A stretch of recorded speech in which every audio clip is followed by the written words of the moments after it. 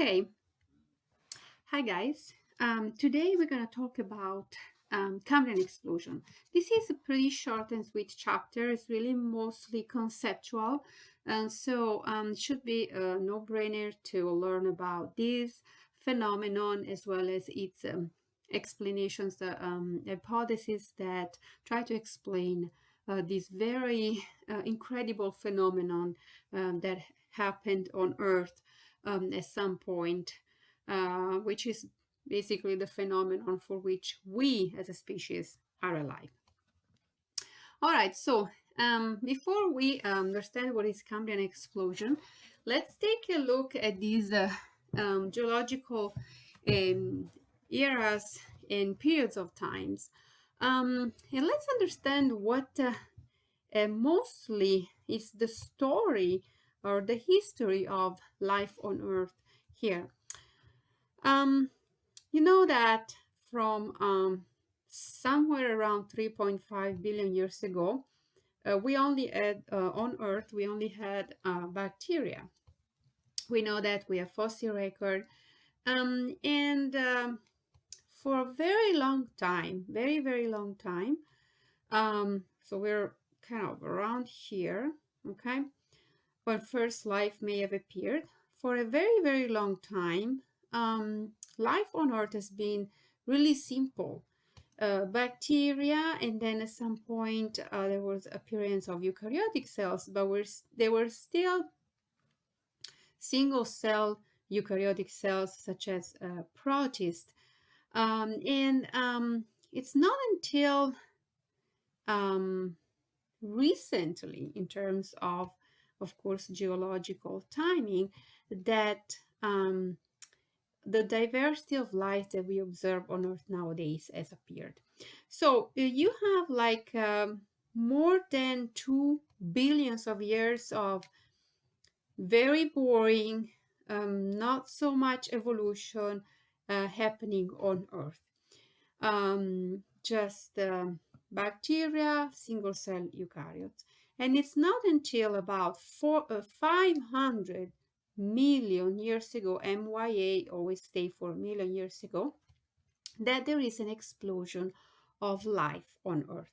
So from this point on, which is represented here, the scale on this side, where we can recognize three different eras. Okay, we like to classify geological times in with specific chunks of time.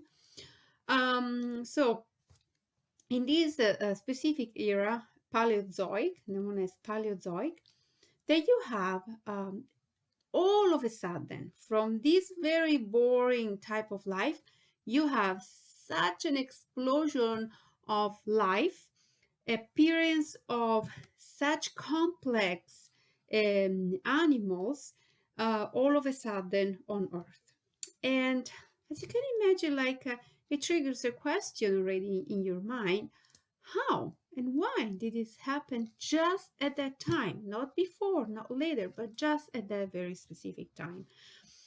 Um, and here is the thing: we have learned that evolution is a slow process, takes millions of years for things to transform, for new species to arise.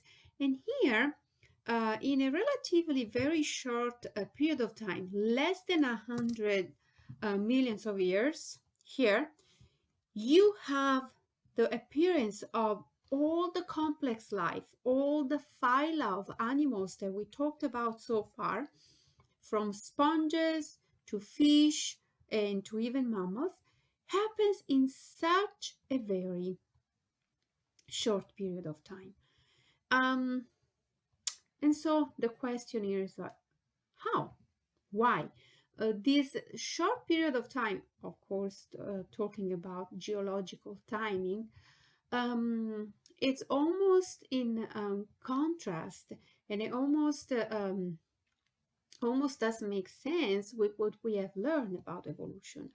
Therefore, we consider this kind of like an exception to the rule, and we try to find an explanation of how this explosion of life may have happened. So what we're talking about here is the phenomenon of Cambrian explosion. Cambrian is a specific period of time. So there are eras, periods that are chunks of periods of times on Earth.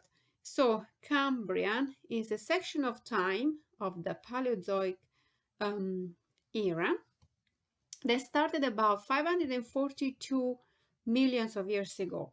What I am asking you to remember is like more or less, what is this time? Is it 500 million of years, more or less? It is billions of years? It is hundreds of years? It is hundreds of thousands? So just to try to orient yourself, okay? I may have a question in the test that asks you, gives you different options. So remember, around 500 millions years ago, that's when this phenomenon of Cambrian explosion happened, where pretty much all the complex life on Earth appeared, pretty much all of a sudden. All right, so again, what's Cambrian explosion? Cambrian explosion refers to the appearance, pretty much all of a sudden, talking about geological time scale, between 535 and 525 millions of years ago, a wide variety of complex life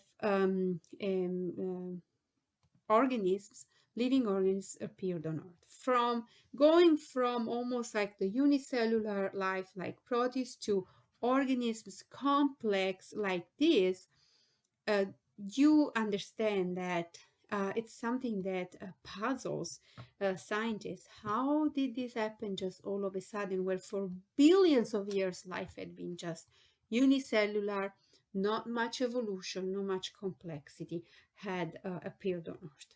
Again, this is still an open question. Nobody really knows the answer to this question. We can formulate hypotheses, we can collect data that support different hypotheses, but nobody knows what the real explanation to this phenomenon is. All right, so I'm asking you to remember what this phenomenon is, and we'll see what are the different theories, the different hypotheses that try to explain this phenomenon. So the one thing also want to talk about, and you will also listen to this and see pictures and in the movie, in the actually video of First Life that you have to watch at the end of this lecture. Before the Cambrian explosion happened, around 570 million years ago, which is right before Cambrian explosion, what we know existed on Earth are these types of organisms. One very typical is a Charnia. The video will show it to you, which they look like plants, right? But we know they were living in the bottom of oceans, and we think they were like animals. Basically, they were heterotroph organisms. They weren't plants. But they were really animals because they weren't moving, they were attached to a substrate, and these are recognized as proto-animals, a group of organisms that basically very unique, and they may have opened the way for the evolution of animals.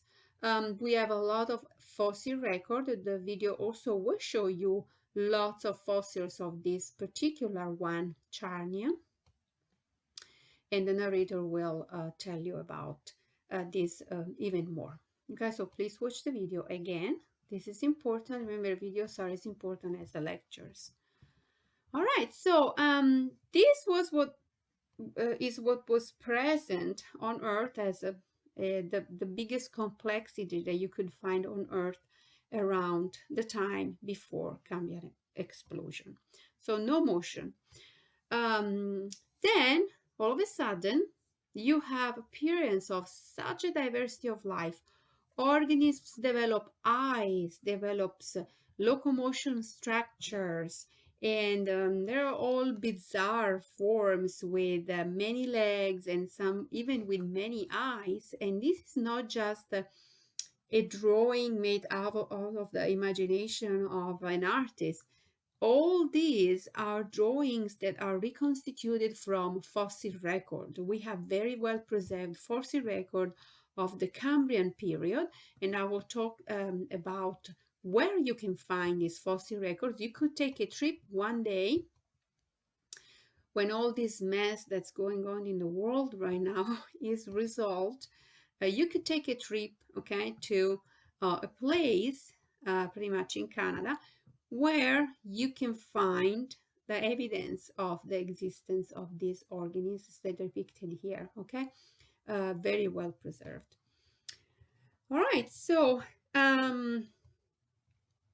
again, most of the file of animals that we went through, remember the chapter where we described all the phyla from sponges to mammals, chordates in general, all these major animal groups have evolved in a very short period of time, less than 100 million years, starting from Cambrian explosion, starting around 500 million years ago. So, as I told you, Cambrian explosion has actually generated extensive debate. We don't really know the explanation to this phenomenon, why it happened, when it happened all of a sudden and not before. Why life was so steady and static, not much happening for billions of years, and all of a sudden, less than 100 million years, explosion of life forms and a lot of complexity. Interpretation is difficult because even though we do have fossil record, with a good fossil record, we are lucky enough, we still have limited fossil record. So this is very incomplete. This is a typical fossil of a trilobite that was very common during Cambrian explosion. And there are rock formations that are called Cambrian rocks because you see they are formed during the Cambrian explosion and they have preserved lots of fossil record in them. As I was telling you, if one day you want to take a very interesting trip, if you're interested in fossils, there is a place on Earth that is practically a huge museum where you can walk, literally walk on a carpet of Cambrian fossils. This is in British Columbia. It's a rock formation known as Burgess Shale, where incredibly there is, this was the bottom of an ocean, where probably there was a volcanic eruption. All of a sudden they covered all these animals that were on the bottom of this ocean, and then this was able to preserve very good fossils of these organisms. So you go there, the Burgess Shale, and you literally walk on a natural museum in a sunlight because you're walking on a carpet of Cambrian fossils. It's one day I promised myself it's a place where I would like to go and take my kids. It must be really, really fascinating. So we are lucky enough to have this place, this preservation, and this is the type of fossils that you will see in the Burgess Shale. You see how well preserved this fossil is, and it really shows you all the details of this organism. And again, one of the previous slides that I showed you, this was represented. There was a graphic reconstitution of an animal that looks like this, okay, from the fossil record. All right, so other organisms, very typical, are again very bizarre organisms that, of course, went extinct. Organisms with 5 eyes or 2 rows of scales, all kind of bizarre forms that we don't see anymore for some reason. Then evolution has taken a different path. For instance, now we have organisms with most of the organisms that have survived, the species that have survived, they have 2 eyes. Okay, Seems like at some point evolution has taken a certain direction and has not been left anymore. And here is bilateralism. You see, there is a bilateralism that appeared. Bilateralism is a feature that appears here and it never ends. We're still bilateral, right? All right, so again, this is a typical type of fossil. Remember, I showed you also a fossil that I had of a trilobite. These are very common. They were very abundant during Cambrian explosion. Segmented body, organisms with two eyes, bilateral symmetry, very complex compared to the forms to the proto-animals that were present before the Cambrian explosion. So again, how is possible that such complex life, organized life, or body organization is so complex appeared all of a sudden in such short time? This is what we're going to explore. What are the hypotheses that try to explain this phenomenon? The first explanation or hypothesis that tries to explain Cambrian explosion refers to a sudden increase in oxygen that they think it may have started about 700 million years ago and reached its peak right around the Cambrian explosion. We're talking about also a percentage of oxygen in the atmosphere which is much higher than what we see nowadays. Nowadays, we have about 21% of oxygen in the atmosphere. You know, most of the atmosphere is composed by nitrogen. We talked about this several times. During Cambrian explosion, probably we're talking about around 50%, a lot of oxygen available. And, you know, you have this concept, I think I have already kind of touched on it a few times during the course. Oxygen means energy. The more oxygen your body has, and an animal body has, the more energy it can produce. And the more energy an organism can produce, the bigger it can become. And the more, in terms of species and evolution, the more trial and error can happen. It's like having a lot of resources. If you're giving a project at school and you have a lot of resources, you can try many different, you can do different experiments or try different prototypes or whatever you are going to build. So if you have a lot of resources, you can try more forms. That's the same thing. If evolution has a lot of energy to spare because there is a lot of it available, then more forms can be tried. And among these different forms that are tried and come up, maybe some will be very successful. So this is the concept that you have to keep in mind. More oxygen, more possibilities, more energy, more forms, and amongst these forms, forms that can be very successful, body plans that can be very successful. So the increase in oxygen is actually the hypothesis that is most recognized, most agreed upon. It makes a lot of sense, right? But it's not the only hypothesis. We'll explore other theories that are out there. Now, the other question here is that how did this increase in oxygen happen all of a sudden? And the explanation seems to be in the phenomenon of snowball Earth. You know that there have been lots of ice ages on Earth. Lots of times Earth became like a snowball like this, all covered in ice, and then the ice melted at some point. And so we think that some point about between 700 and 650 million years ago, the Earth was frozen, went frozen, and then started meltdown basically.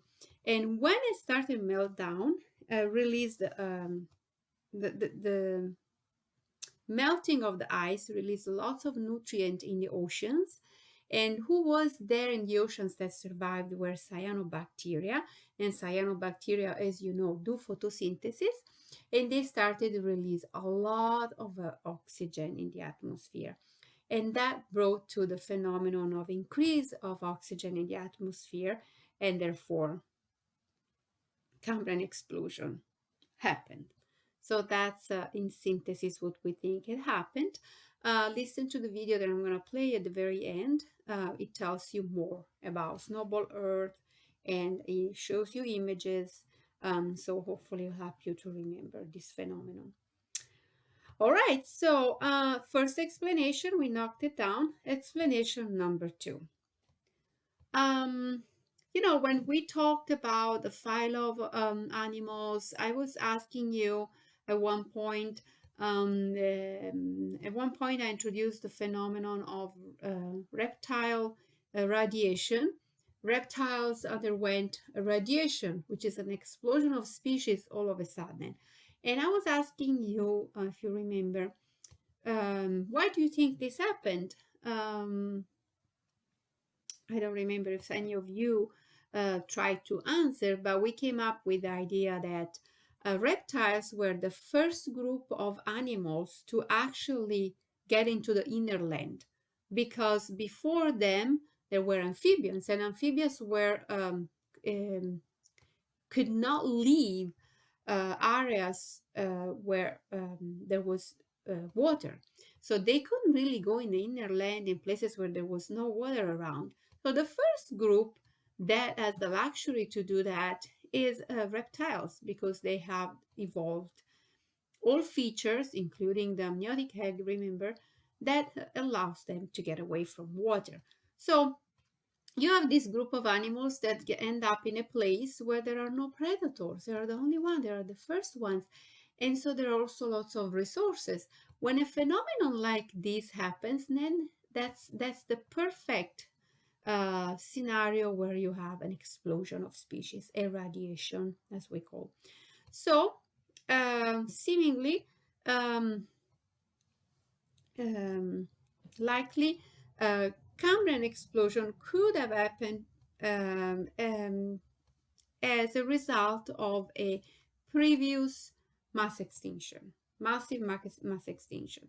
So we don't have any record that there could have been life before Cambrian explosion, but maybe the fact that we don't have record doesn't mean that it could have not existed.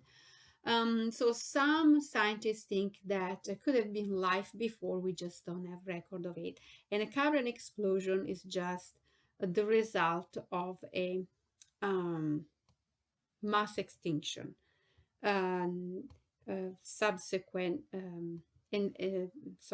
mass extinction that happened before, and then as a subsequent Cambrian explosion happened. All right, so this is another hypothesis. Third hypothesis. The third hypothesis is a little bit more tricky to understand, but the video I'm going to show you probably explains this concept better than I'm going to do right now. So whenever forms of life evolve and they establish a relationship with one another, especially predator-prey relationship, this puts a big pressure on organisms to evolve very rapidly. Because if I am the prey, if I want to survive as a species, I need to, and this is very teleological what I'm saying, but you know what I intend, say natural selection will happen to where the species will evolve strategies to avoid predation, because otherwise we'll go extinct. So over time, if there are predators, a species, because of the presence of a predator that puts a pressure on that species, will evolve mechanisms and features to avoid predation. On the other hand, you have a predator that needs to eat, right? And so as the prey evolves toward development of features and mechanisms to avoid predation, the predator also has a pressure on, because if it cannot find food, it needs to become better at finding those prey.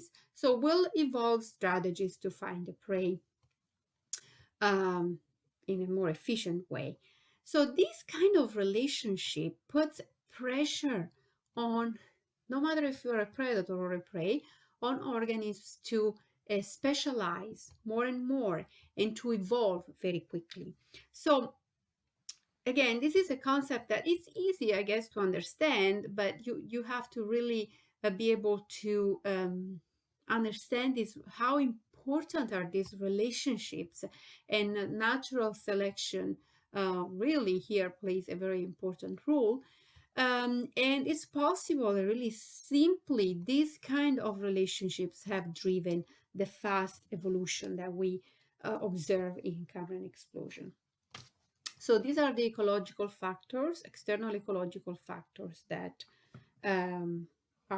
could explain Cambrian explosion.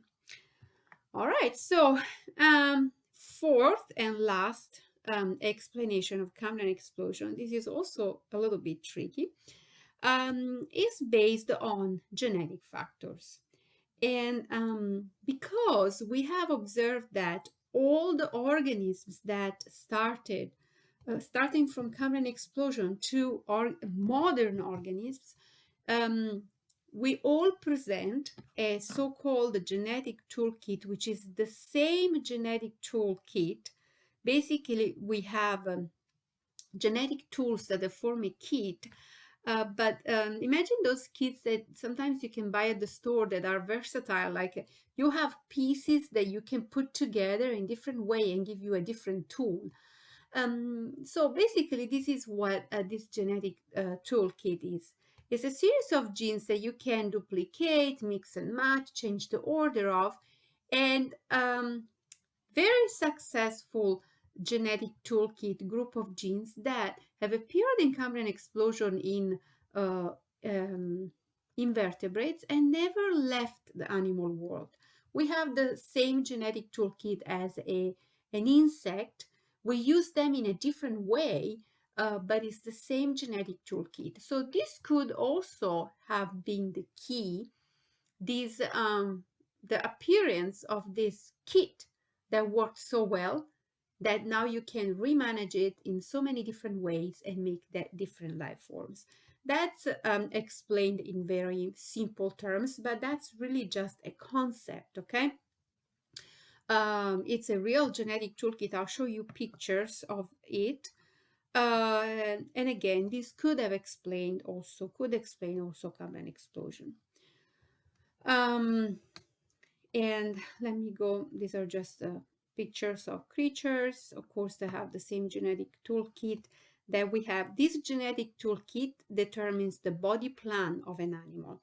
So you get, here you have just invertebrates that have a segmented body. We don't have a segmented body, but we have the same genetic kit that this organism has.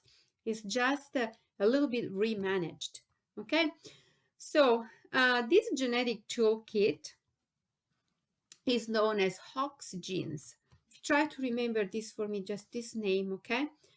I have also a video on Hox genes. I'm not going to play the video. You feel free to look at it. But again, just take these very few concepts that I'm telling you. So this is an example of a fly where these are the different genes. Okay, don't worry about the names or anything. These are all symbols of the genes. Each gene here is represented in a different color and has a certain sequence. And you see that the sequence in which they are present on a chromosome is also the sequence they produce proteins of the proteins that is produced in the organism. These are very important genes that determine the formation of the anterior and the middle and posterior portion of the animals. For instance, scientists have done very interesting experiments. What if I take this gene over here and I displace with this gene? Well, because this gene determines the mouth parts, formation of the mouth parts of the fly, and this one determines the formation of this part of the animal, the posterior part, you'll have pretty much a monster fly come out with the legs over here where the mouth parts should be. It's kind of like a little bit of a cruel experiment to do, if you will, but it has really demonstrated how the sequence of these genes is important in larva of a fly to correctly form the body parts in the right place. Again, this is what I just told you. We have the same exact set of genes, Hox genes, that this fly has as humans, okay? But we develop very differently. The reason why this is possible is because, as you can see here, for instance, this is these are the Hox genes in a mouse embryo. The Hox genes, some of them are inverted or duplicated. The position is inverted or duplicated, or they are, we say, expressed at different times so that the mouse embryo can develop with a certain body plan, which is not identical to a fly, but still uses the same genetic toolkit. Again, this is a very complex, these are very complex mechanisms to understand. I'm just asking you to grasp the concept. Again, remember that analogy.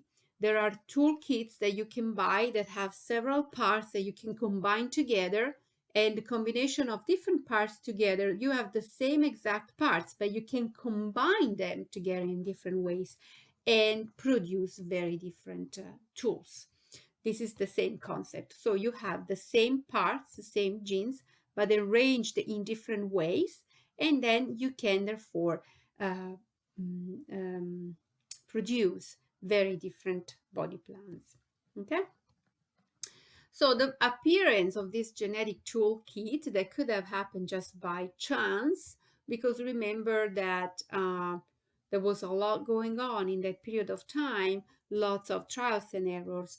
So it just so happened that the right genetic toolkit came out and was kept in evolution. It worked so well so that we still have it. All right, so and I just wanted to tell you one interesting fact. So the Hox genes in a fly are the same exact Hox genes that you find in a mouse embryo, and this could be, just observed by looking at the sequence of the nucleotides that constitute the genes. But the real proof that this is really the sequence of the same genes is given by an experiment that was done where basically what they did is they shut down a Hox gene from a fly. They took that Hox gene from a mouse, and they then replaced that Hox gene in the fly, and the fly developed just fine. You didn't have a monster that appeared. There was a perfectly fine fly developed where one of the Hox gene from a mouse had been replaced. So this really tells you that these are in fact the same tools. These are in fact the same genes. All right, it's pretty interesting what they can do to prove a point. All right, so this was the fourth explanation. Now remember one thing, these four hypotheses that we talked about may not exclude one another. It's possible that all of these phenomena happen at the same time. Why not? And therefore there was a perfect storm for life, complex life to appear. So increase in oxygen and ecological factors, the Hox genes, remember, and all that we talked about could have happened all at the same time, okay? So starting from increasing oxygen, I'm going to go over again. Again, the other hypothesis was the extinction of previous life. Honestly, I really don't believe in this hypothesis, but it's still out there. So ecological factors could have played a very important role, as well as genetic toolkit, the appearance of the Hox genes. Basically, these three could have been the perfect mix of events for the Cambrian explosion to happen. So this is a video that shows you, it's a nice video about experiments done with Hox genes. So you can watch it. Actually, I'm going to play it because I think it's really short. I think it's not longer than 4 minutes. So I'm going to actually show it. It's kind of an interesting video. It's actually made by a person, a scientist that studies oxygens. So usually these are the best people to put together kind of an explanation or videos like that for you. Okay, so let's play it. Hox genes and the evolution of animal body plans. Animals have a variety of body plans. Flies have 6 legs, mice have 4, and millipedes have many. Scientists have proposed that changes in a group of similar genes called the Hox genes have created a diverse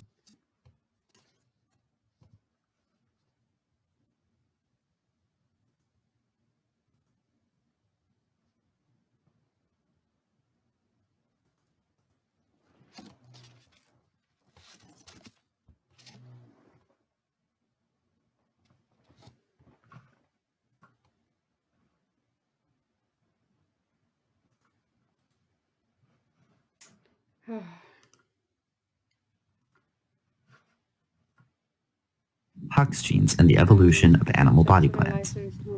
Animals have a variety of body plans. Flies have 6 legs, mice have 4, and millipedes have many. Scientists have proposed that changes in a group of similar